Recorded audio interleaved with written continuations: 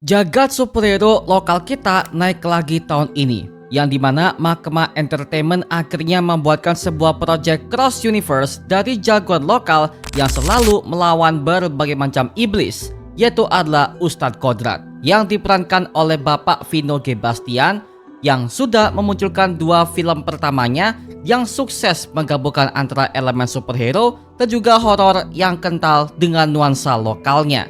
Dan sekarang Kodrat Universe ini akhirnya akan diperluas dengan proyek Badut Gendong yang satu ini yang sudah mengeluarkan official trailer pertamanya. Dan berikut kita ngebahas mengenai breakdown detailnya, easter eggs-nya, dan teorinya apa aja terkait mengenai film Badut Gendong dari Kodrat Universe yang satu ini. Apa aja ya? So Mario Booster, let's break down this video.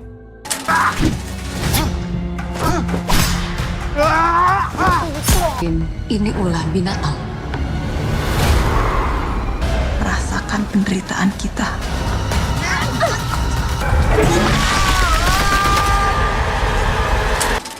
Kodrat Universe ini akhirnya diperluas dengan satu proyek yang selama ini kita tunggu-tunggu, yaitu adalah Badut Gendong, yang merupakan sebuah film horor yang satu universe dengan kisah Kodrat yang diperankan oleh Vino G. Bastian.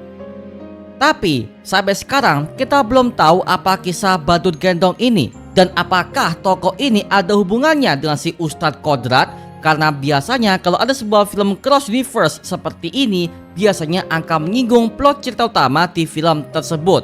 Contoh seperti The Conjuring Universe, yang dimana mereka ada banyak sekali film cross universe untuk memperluas kisah universe-nya. Contoh seperti film Annabelle, film The Nun, dan yang lain sebagainya ya.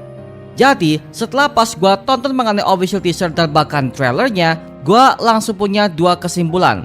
Antara ini adalah musuh Kodrat atau ini adalah anti-hero seperti Punisher di Marvel. Well, pada video kali ini kita akan breakdown semuanya satu persatu. Terima kematianmu. Kita ini lagi kejebak di kampung ini. Semua ini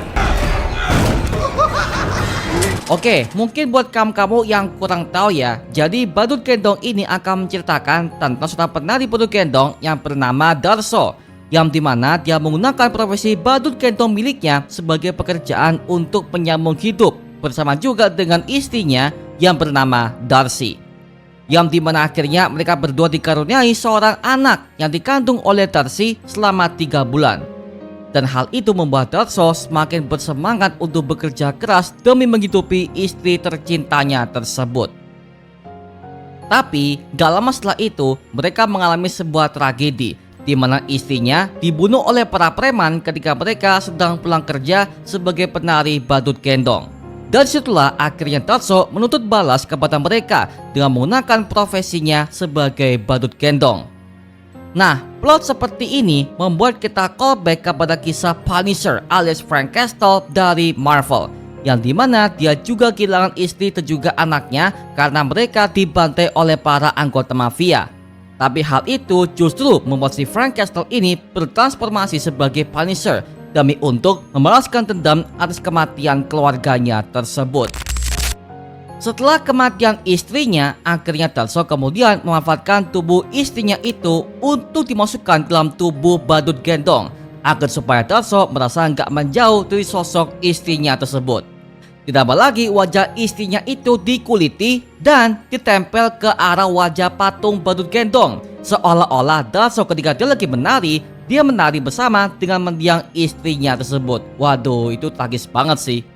Tapi anehnya Badut Gendong itu perlahan mulai mengambil alih dan bergerak secara sendiri, seolah-olah istrinya itu akhirnya bersatu dengan suaminya untuk membunuh setiap para penjahat yang ada di kampung tersebut.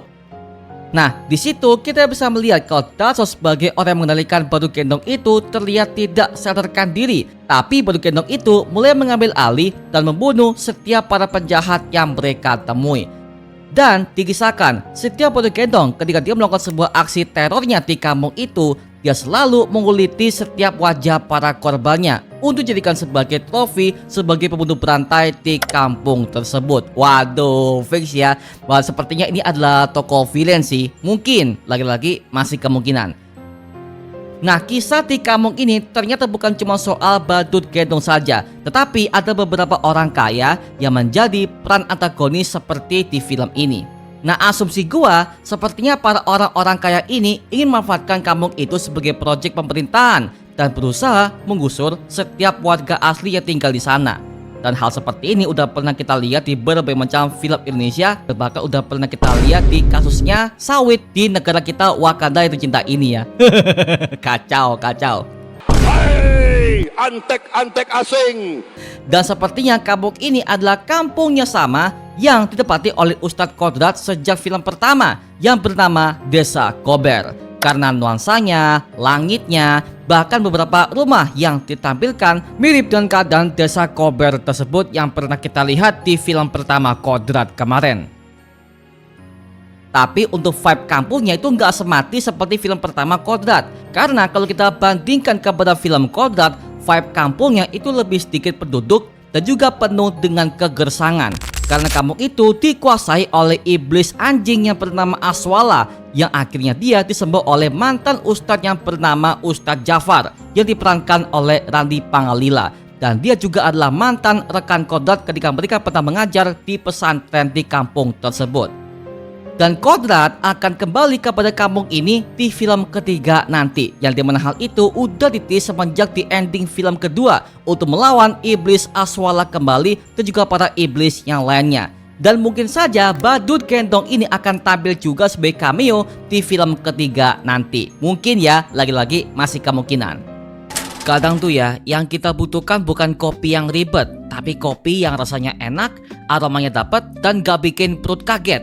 Ini dia white coffee luwak, rasanya lembut banget, creamy, tapi kopinya masih kerasa.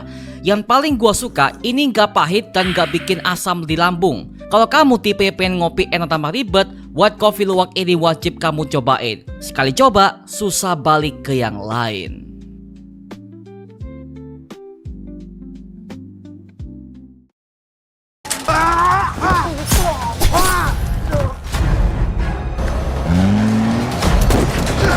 Kemarahan kuasa jahat. Oke, kita komik kepada trailernya badut gendong ini. Di situ kita bisa melihat setiap aksi yang dia sebagai badut gendong itu, dia hanya menargetkan kepada para kapital jahat yang selalu membuatkan kegaduhan di kampung tersebut. Jadi bisa kita asumsikan kalau badut gendong ini mungkin bukan sebagai pembunuh berantai, tapi dia hanya menargetkan setiap para preman, orang-orang mabuk, kapitalis jahat, dan juga orang-orang yang gak bermoral lainnya di kampung tersebut ya. Bahkan sampai mereka mendatangkan dukun yang bernama Ki Kamboja untuk menantang badut gendong muncul di hadapannya. Dan ternyata tokoh dukun ini diperankan oleh aktor legendaris, yaitu adalah Abang Barry Prima. Nah, mungkin buat kamu yang kurang tahu ya, jadi Barry Prima ini merupakan aktor laga era tahun 1970-an yang sudah melahirkan berbagai macam karya aksi yang begitu gokil seperti Jaka Sembung, Golok Setan, Mandala, dan masih banyak lagi ya. Dan sempat dia kembali di filmnya Coming A Casino Kings sebagai tokoh cameo antagonis.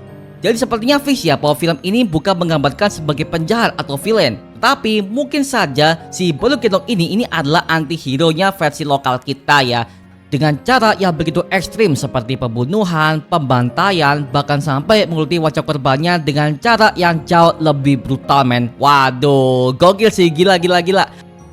Dan kalau kita lihat di adegan trailernya, sebenarnya peran Ki Kamboja ini sangatlah penting sekali. Karena dia adalah orang yang gak sengaja membuat aksi badut gendong ini menjadi lebih brutal dan juga gak terkendali. Makanya ini nyambung kepada adegan terakhir di mana Darso berteriak kepada badut gendong itu dengan berkata, apa yang sudah kamu lakukan?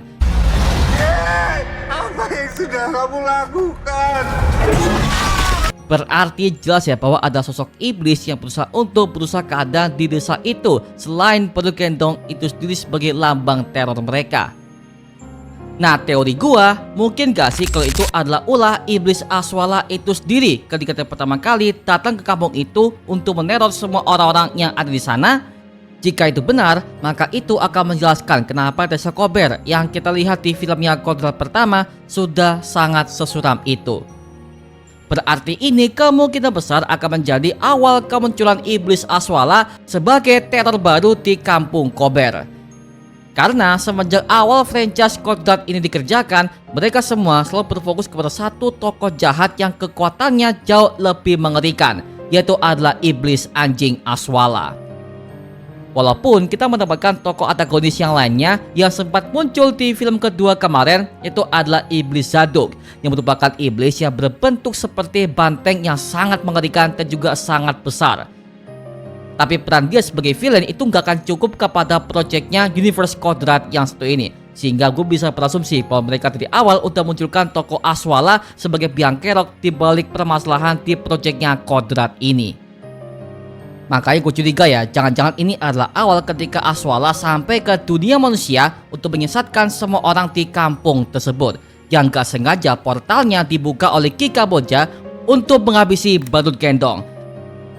Apalagi kita menemukan ada teori para fans yang mengatakan kalau ada sosok bayi yang tampil kepada trailernya Badut Kendong ini yang katanya itu adalah Ustadz Kodrat ketika dia masih bayi. Bisa jadi sih ya, karena kita bisa melihat semua kondisi desanya, bahkan perumahannya, bahkan vibe-nya itu seperti kayak lebih kuno banget ketimbang film pertama Kodrat kemarin yang pernah kita tonton. Tapi lagi-lagi ya, itu cuma sebuah teori liar aja sih. Wow, gokil sih ya. Dan film ini akan siap tayang pada tanggal 27 Mei tahun 2026 datang di seluruh bioskop di Indonesia.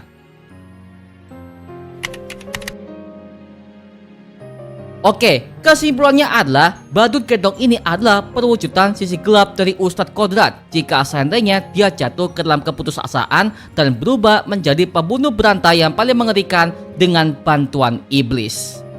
Sambil kita menunggu mengenai proyeknya Kodrat ketiga, Pemukiman Setan 2, dan juga si putra dari Gua Hantu Mata Malaikat yang juga akan dikerjakan oleh Bapak Charles Gosali dan juga studio Magma Entertainment. Mantap, gokil, gila. Kita.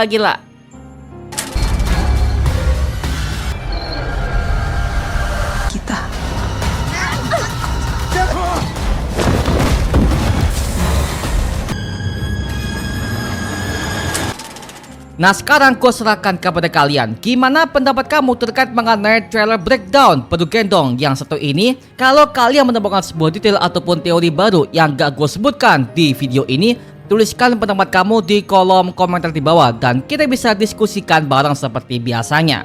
Nama gua Mario Angelo dan sampai ketemu di video berikutnya. Adios dan thank you semuanya. Dadah.